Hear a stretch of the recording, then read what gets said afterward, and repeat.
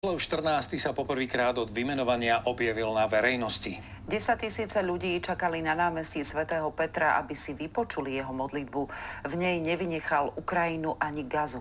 Viac už povie reportér Radovan Antoži, ktorý všetko sleduje priamo vo Vatikáne. Dobrý večer. Dobrý večer, prajem. Priamo nadviažem na predchádzajúcu reportáž. Pápež Leo 14 totiž vyzval na trvalý a spravodlivý mier na Ukrajine, takže ide o pomerne jasné vyjadrenie. V prejave, ktorý odsudzoval vojnu ako takú, okrem Ukrajiny sa vyjadril aj ku Gaze, kde žiada okamžité prímerie a takisto aj vrátenie rukojemníkov. To je problém, ktorý tam trvá už mesiace. Môžem povedať, že až sa blížime už smerom k roku.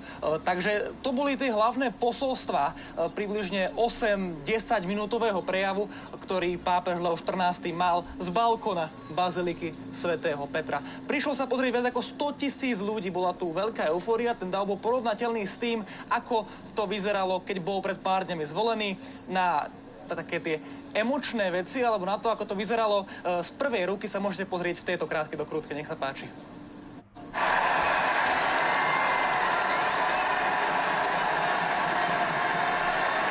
Drahí bratia a sestry, prajem vám príjemnú nedeľu. Bolo to absolútne nádherné. Vniesol do cirkvi nové svetlo. Hovoril o tom, aké dôležité je tvoriť mosty, aby sme našli dialog. Obraciam sa na toho najmocnejšieho a opakujem vždy aktuálne slová. Už žiadne vojny.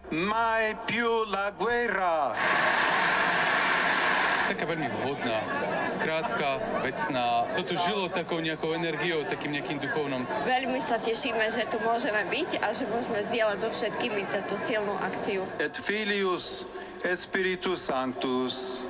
Amen.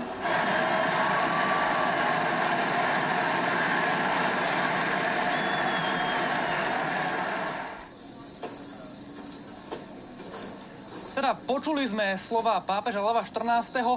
Toto bola teda taká prvá oficiálna príležitosť, keď sa mohol prihovoriť námestiu svätého Petra, teda odkedy bol menovaný za pápeža, s tým, že teraz to posolstvo bolo oveľa priamejšie, oveľa, dá sa povedať, silnejšie.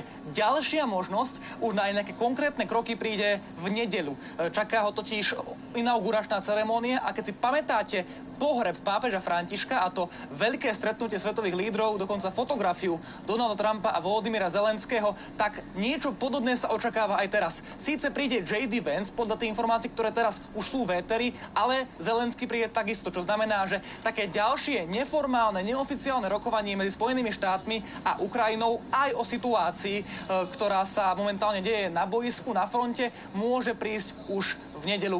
A samozrejme je veľmi zaujímavé sledovať to, ako pápežové slová, pomerne silné, navyše ide o človeka, ktorý je z rovnakej krajiny ako Donald Trump alebo J.D. Vance, môžu zmeniť tú situáciu na diplomatickom poli. Každopádne ešte predtým čaká pápeža, konkrétne zajtra, veľká tlačová beseda, na ktorej bude asi 5 000 novinárov a taká prvá šanca pýtať sa pápeža otázky bude práve tam.